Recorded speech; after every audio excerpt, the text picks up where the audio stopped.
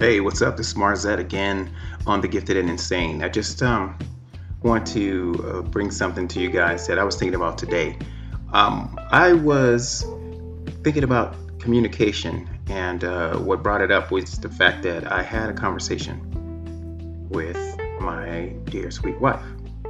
And during that conversation, I had to repeat my message several times. Now, this isn't a swipe at my wife. This is me focusing on how I can better deliver my message to her ears so she can understand me. Communication is huge, and though I did bring up my relationship with my wife, it's huge on many levels.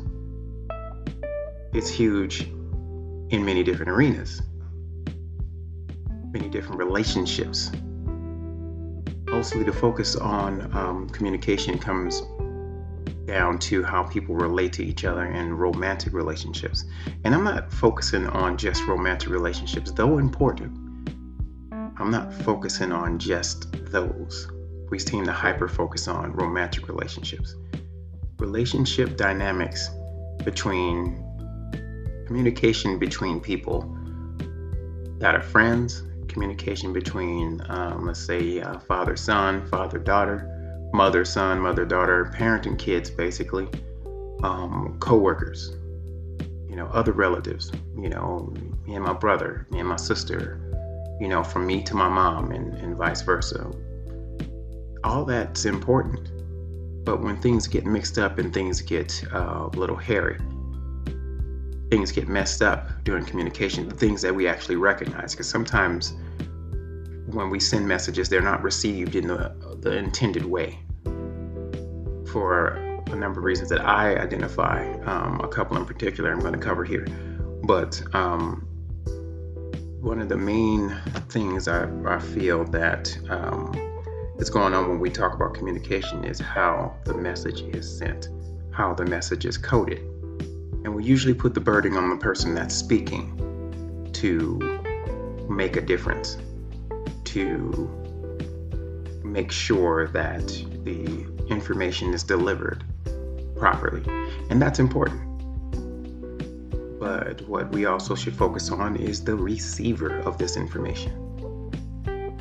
What type of ears are you listening to these messages with? In this climate that we have now, we're mostly emotionally charged when we're listening to messages instead of being in a calm state, listening objectively.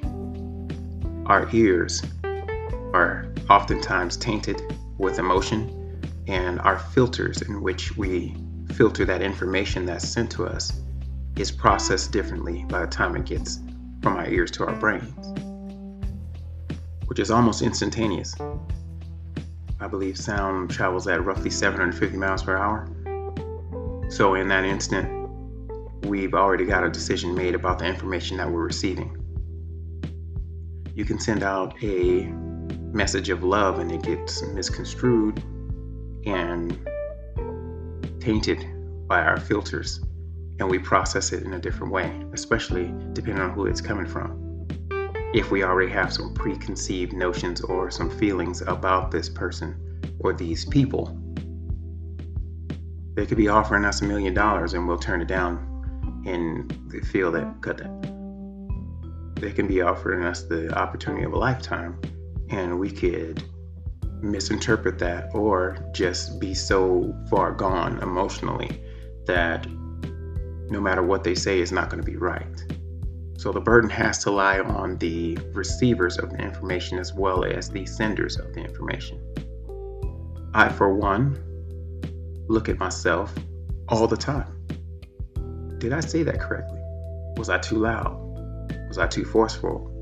Did I convey this in a way that my wife, my mom, my sons, my kids in general will be able to understand what I'm trying to say, how I feel, and what I want them to know about what's going on or what I'm sending now? Are they receiving the correct message that I'm sending? Am I sending it properly? Now, there are some people that feel that that's just a whole lot and they don't want to do that. They don't want to worry about They don't want to have the burden of wondering out about how stuff flies out of their mouths. I've encountered many of these people in my life. Some of them I didn't really want to be around, but was obligated to be around. And they lack tact, class, and anything else that leans towards catering or being courteous to anyone else. And so they just, however the message got sent, that's how it got sent, and they left it alone. And sometimes that works. Sometimes you got to do that. Sometimes you don't have time for everything else. But just like everything else, it's or anything else, I should say, it's a practice. It is a practice to tailor what you say for your audience, just so that communication is clear. If you give a damn about how your message is received, that is. If you want to convey the right ideas, the right feelings, the right emotions. But then again, some of the silver-tongued people out there know exactly how their messages are being sent. They know exactly what chord to hit. If you ever heard the term of being played like a fiddle, or just being played, some people are masters at that because they read you. If they can read you really quickly and they know what's going to set you off, they'll start saying those things. Once you're not thinking with your logical mind and your emotional mind takes over, you've lost control. Your emotional ears follow suit, and you've lost control. You've handed over your power and your control over to someone else that is now playing you like a fiddle. You're an instrument that they are doing whatever the hell they want with. That's what that means. We need to learn to understand that, especially with our partners, especially with people that are close to us, our loved ones and our families, we have to step back. We have to listen. We have to be willing to repeat ourselves, or maybe even change the verbiage in order for the message to be fully received. You do that for the people that you care about. Do it for yourself. Do it to keep the channels clear. And be ready and willing to change the frequency. Get on someone else's channel and understand how you might be received, how you might be heard. And that'll make you a master communicator. Not in terms of trying to manipulate people, but make sure that people know where you stand. It's important, or it should be. One of the most important parts of communicating is message delivery.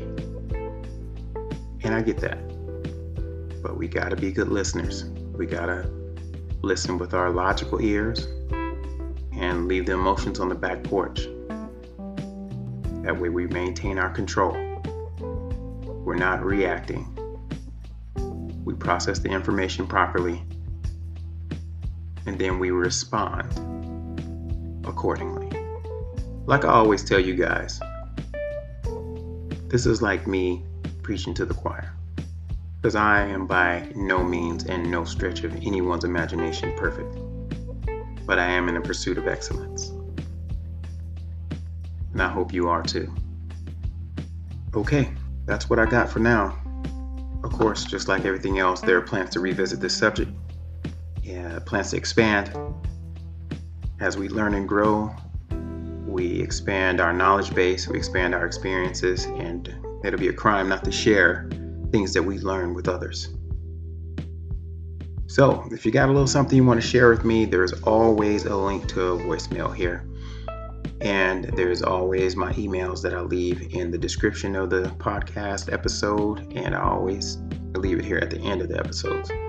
So, you either click on that link down there, leave me a voicemail, let's expand on this. Maybe we will revisit this, because this is an important topic.